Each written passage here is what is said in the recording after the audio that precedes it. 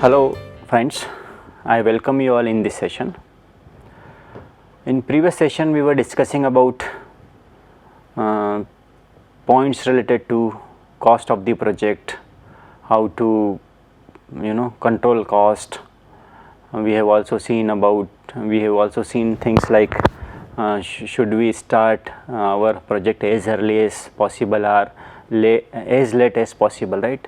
And in previous case we have seen that there is nothing wrong in starting an activity as late as possible unless and until you are completing project in time. But the problem in that case is that you do not have any slack or any float, right? So it is up to you. If your organization is a professional one, then there is nothing wrong in starting activity as late as possible, because you can save cost at the end of the day, right? Cost in terms of interest, right?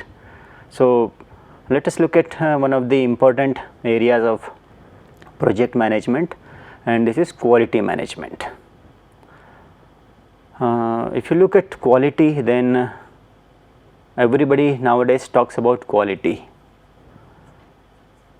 If I ask a question, what is quality, then you may come up with several answers, right?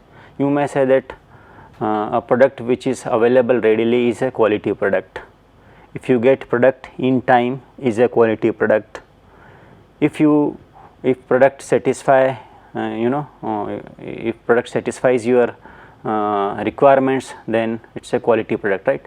So quality has got different connotations, and everyone has got different notion about quality. Whatever is a quality product for you may not be a quality product for me, isn't it? It is not only about product but about services as well. So we will look at a couple of concepts related to quality and different tools and techniques available related to quality management. Okay. So I hope that you would have come up with your answer about this question, what is quality, right? So keep in mind that answer, and we will try to look at some other definitions of quality. Okay. So let us look at this slide. In this slide I have shown you a couple of pictures. If you look at first picture, there is a fellow who has got sugarcane extraction machine, and there are certain gears in this machine, right? These are different gears, right? This gear, and this one more gear, and these are different gears. Now if you look at second picture, this is the wristwatch gears. So these are different gears in a wristwatch, right? A mechanical watch. And in third picture I have shown some of the gears which are useful in airplane, right? Or which are being used in aeroplanes, right? Now the question is, which type of gears out of these three having the best quality? That is the question. I know that some of you would have answered this, and some of you would have answered this. I do not think that any one of you would have answered that the best quality gears are gears of sugarcane extraction machine, right? That is what I hope, right? If your answer is this, then I think you are very intelligent, right? So if you look at all these three types of gears, we can't say that these types of gears are important, are having more quality, or these gears have got more quality. No, it is not like that. All gears are having quality. Why? Because they are serving their intended function, for which those gears were made. Those gears have been doing their intended function. So we will say that they are quality gears, right? So what is the first and foremost definition of quality is, it is the oldest definition of quality given by one quality expert by the name of Juran. He said that it is fitness for use. whatever product you make, if it is serving the purpose for which it has been made, then it is a quality product. Oldest definition of, one of the oldest definitions of quality, right? Fitness for use, right? Now, after Juran, there are several experts who have come up with their own definitions of quality. One more quality expert by the name of Deming, he said that quality is something when you get the product in the market at lowest cost, right. So, he looked quality from the cost and market point of view, right. Then another quality expert, Crosby, he said that the product will have quality if it is conforming to the requirement of the customers, right. So, there should be conformance to the requirement of the customers, then that is a quality product. Now, every organization wants to produce quality product, and these experts have said that there are two groups of people who are responsible for quality product. The first set of people is those who come are those who form management, and the second group is workers group, right. So, Juran said that most of the times, it means for 80% of the time, quality is the responsibility of the management, not of the workers. For less than 20% of the time, quality is responsibility of workers. On the other hand, Deming said that it is the responsibility of management, and 94% is the responsibility of management, and 6% is of quality of is the responsibility of others, right. And of course, Crosby did not give any number, but he said no, at the end of the day it is the management who is responsible for quality of the product. So, these are couple of definitions about quality. You can have, as I said, you can have your own way of defining quality of a product, right. Let us look at some more definitions.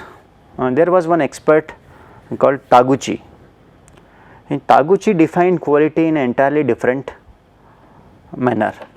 He said that whenever you ship a product to the market, it is a loss to society, and he came up with a concept of it is called robust design.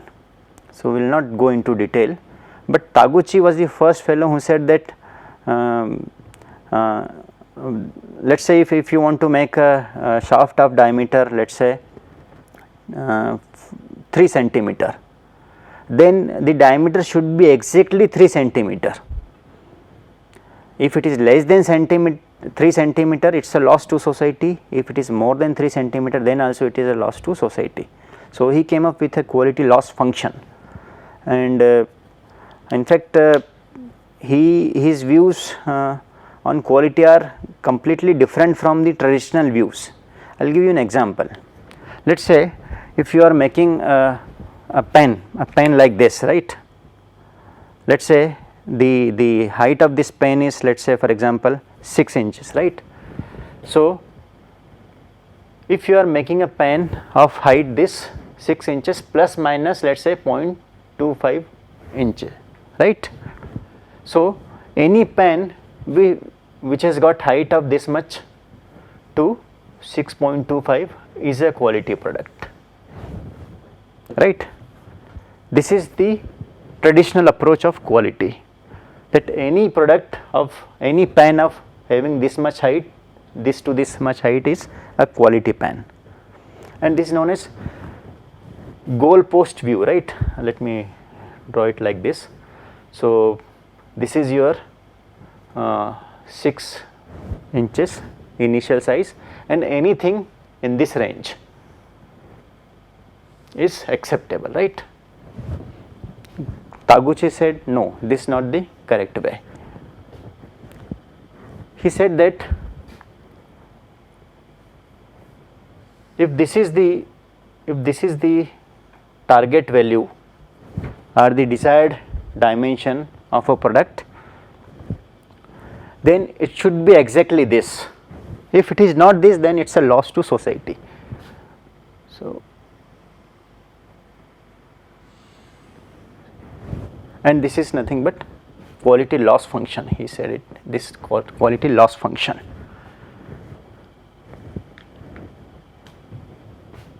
So, any dimension less than this is a loss to society at the end of the day, because you are the manufacturer of the pen would be using resources of the society, right. So, and if the height is this side, then again it is a loss to society, right.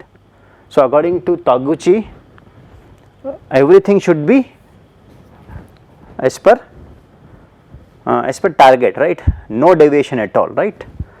So, this is the opinion of Taguchi as far as quality is concerned, right. So, there are several other definitions of quality, we will not go into detail, but we will look at the modern definition of quality, and the definition is quality is inversely proportional to variability.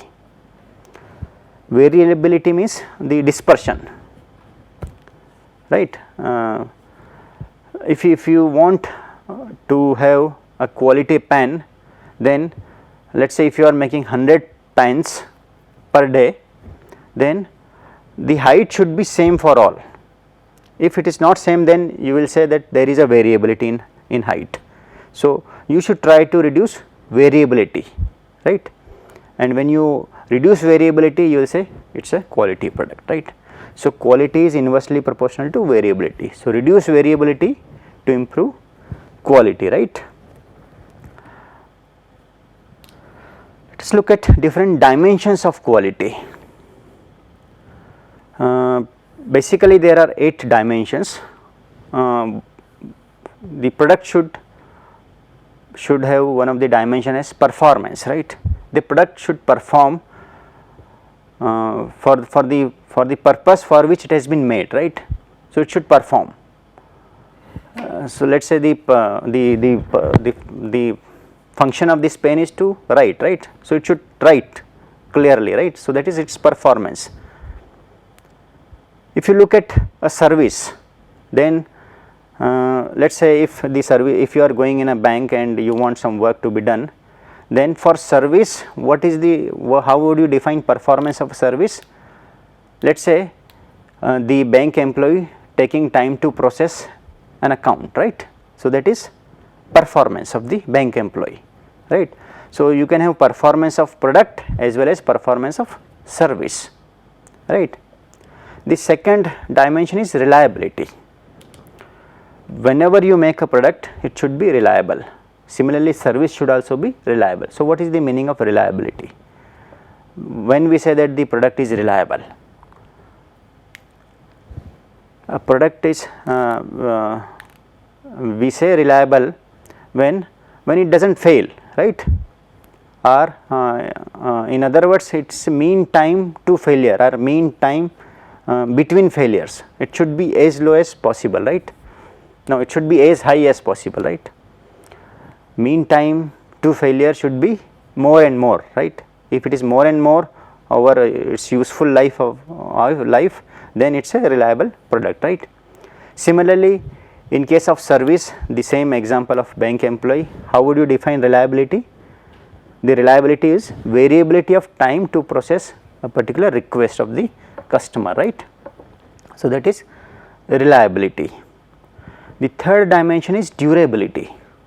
The product should be durable, right. Apart from performance, apart from reliability, product should be durable also, right. Durability means we are talking about its useful life, isn't it? How long its useful life is, right. We are also including the repair and maintenance points when we talk about its useful life, right. So, that is durability How would you define durability in case of, let us say, bank? If the bank is keeping pace with the technology, right? So, we will say it is providing a durable service, right? Then you have got serviceability. Every product should have serviceability, right? How easy you are able to repair a product, right? Similarly, you have got aesthetics. Now nowadays this dimension is getting more and more popularity. Aesthetics, how product looks, its shape, its size, its color, its surface finish, its packaging, isn't it? So, these things come under dimension called aesthetics, right? Then you have got features. Every product has got certain features, right? You can have, let us say, primary features, secondary features, tertiary features, right? So, look at features, right? Then the next dimension is perceived quality.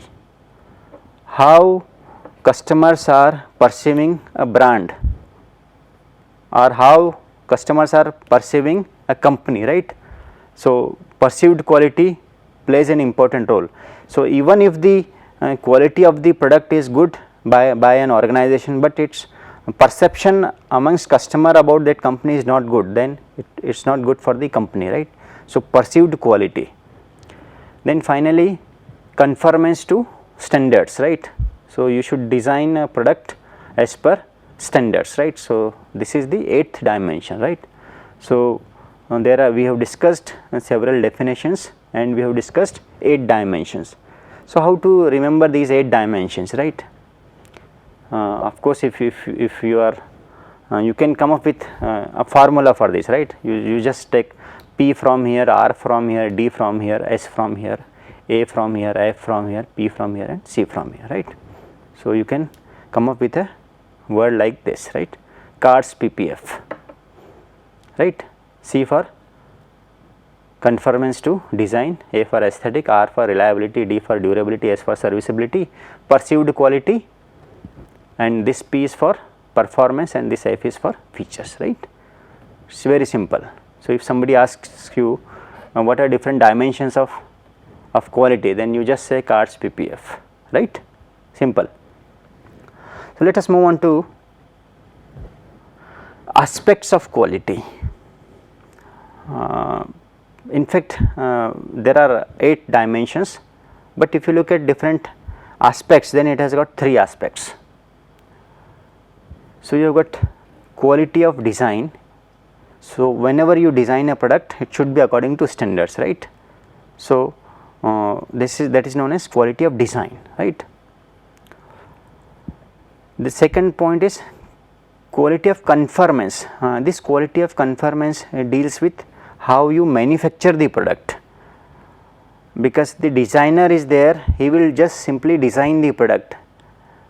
It is the responsibility of manufacturing engineer to make the product, or production engineer to make the product. So, he has to look at whether he has got sufficient machines to make the product which has been designed by the designer.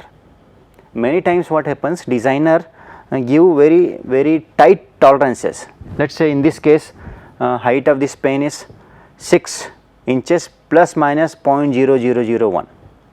Now, do you have machines to manufacture such a pen having such a tight tolerances? No, it is not possible, right? Of course, if you invest more and more in precise machines, then it is possible, but what I am trying to say is that there should be coordination between these two, right? There should be communication between these two functions, right? Designer should look at whether the organization has got manufacturing capabilities or not, right? So, that is known as quality of conformance, more related to manufacturing, right? The third one is quality of performance, right? So, designer has designed the product, manufacturing engineer has made the project, and now the project is and the product is in field, right? Now, is it performing for which it has been designed and for which it has been made? if it does not perform, then what will happen? If you look at this arrow is, there is only one dimension arrow or one directional arrow, right? There is only this direction, there is no direction from here to here. Why?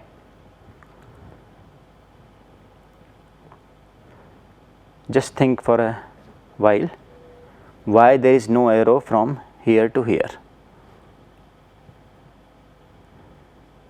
Reason is, if the product is not performing, then it should go to the design engineer first. He will look at what are the problems, and then he will redesign it, and then again it will go to manufacturing, and then here, right. So, these are three aspects of quality: quality of design, quality of conformance, and design of performance, right. Let us look at something related to cost of the quality.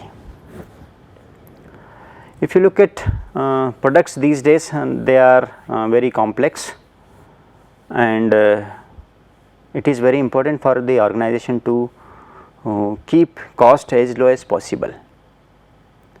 And in project management, in other cost areas, we have seen that cost control is an important function, right. We have seen cost and budgeting area, right.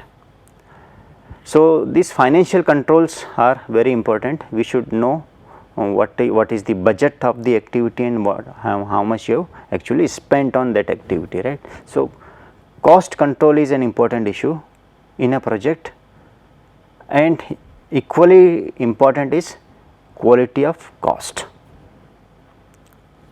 So, you need to control cost of quality also. Now, why there is a need of studying this quality of cost separately? There are other costs also, right, but we should focus more on cost of quality. Why? Because nowadays the cost of the products are increasing because of complexity of the product. So, that is the first reason, right. Second is, there is increasing awareness of life cycle cost, including maintenance, spare parts, and cost of field failures. So, because of these things are happening more and more these days, you need to look at cost of quality separately, right. And it is when we do study this particular cost of quality separately, it helps engineers and manager to communicate quality issues to the management in a way in which management understands in a better way, right. So, these are couple of reasons why you should study cost of quality separately, right. Now, let us look at what are different costs related to quality. We have got something called defective product and non-defective product. Nowadays, we do not call them as defective or non-defective, we call them say conforming product or non-conforming product. If it is defective, we will call it non-defective, non-conforming product. If it is a good product, it is called conforming product. So, we can broadly classify these costs as cost for conforming products and cost for non-conforming products. The another way of classifying them is you can have it internal and external failures, and one more set, right, it is called prevention and appraisal cost. So, we will look at these costs in detail. So, first of all we will look at prevention cost, right. And prevention cost, just as the name suggests, we are preventing non-conforming, right, we do not want defectives.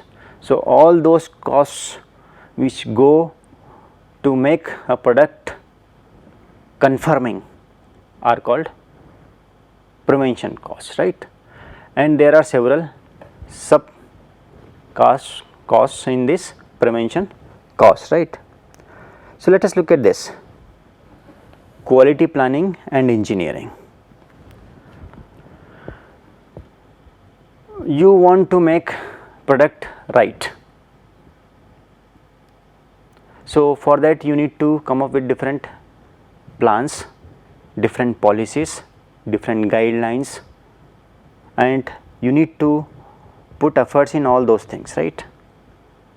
So those costs are called quality planning and engineering cost.